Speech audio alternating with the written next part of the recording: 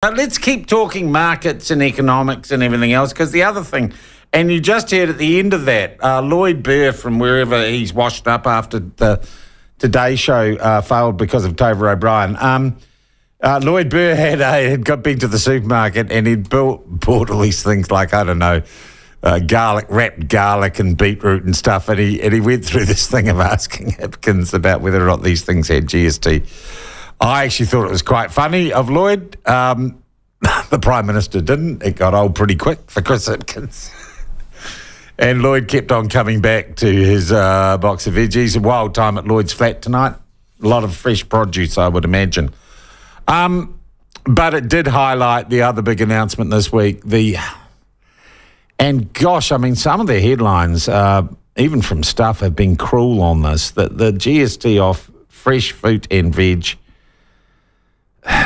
makes no sense economically or politically. And the Prime Minister was asked yesterday, have you found an economist who thinks this is a good idea? And he said, I haven't been looking for one. Well, thank God, because he wouldn't find one. He hasn't found one yet. And one of those who says it's probably not a great idea is from Infometrics, is Brad Olsen, their chief executive. And he joins us on the line now. Brad, do you know of any economist in the country who thinks the GST of fresh fruit and veg is a good idea? We found one yet? Absolutely not. I haven't heard of anyone there. And look, to be honest, if there was someone, I would suggest that they probably shouldn't have that title anymore, because it's... Well, Ganesh Nana. Has anyone asked Ganesh Nana? Oh, well, I mean, he is in a government role, so he'd probably be a little bit conflicted at what he could say. Just how stupid is it, Brad, is really my question.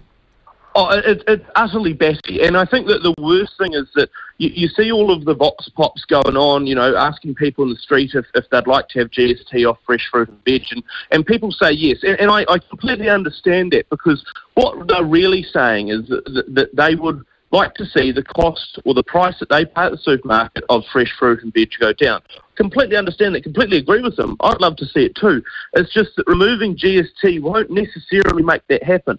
And you saw in the government's announcement, they said, look, you know, the average household might save $4 to $5 a week on these savings. But we know from the evidence overseas that when you remove the likes of these sort of indirect taxes, it doesn't go through to the consumer.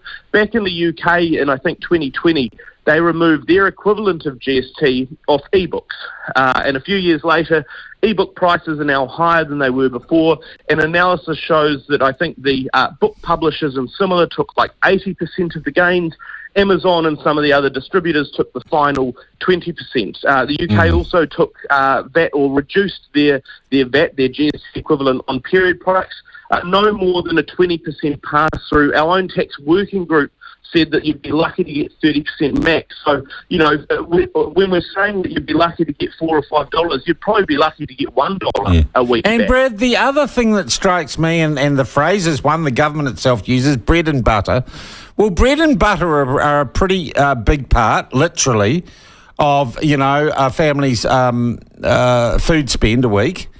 And the products like that, bread, processed food, butter, processed, they aren't covered by the GST exemption. And so it should have been off food or common food items.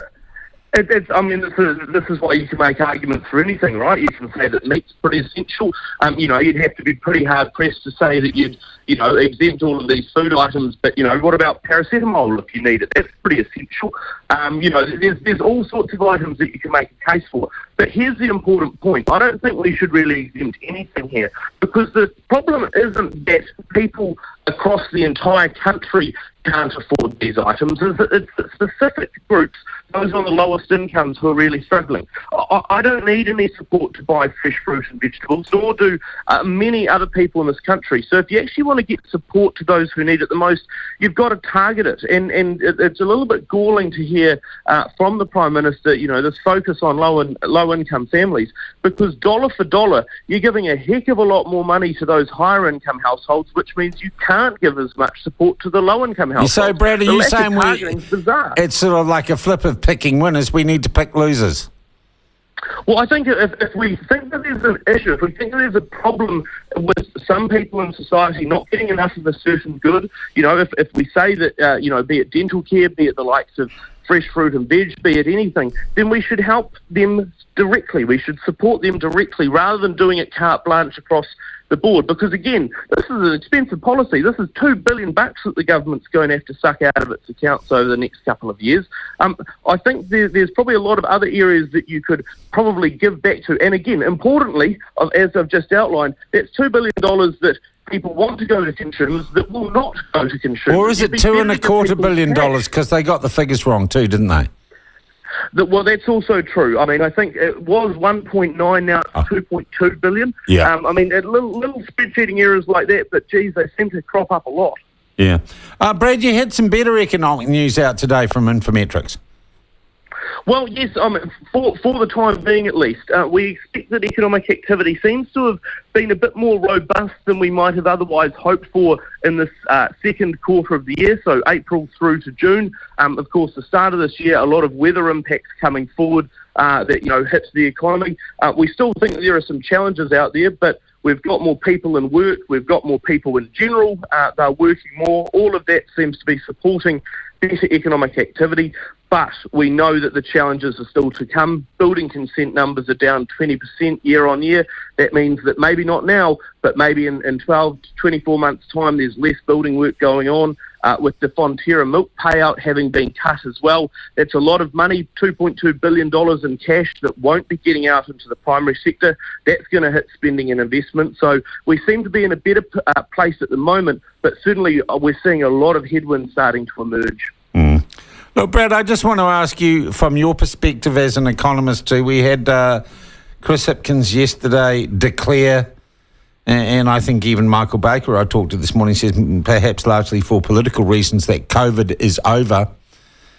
Does the hangover from COVID, though, in terms of our economic activity and our economy in general, it's not over, is it? The consequences of what happened in the last 3 years will be with us for some time.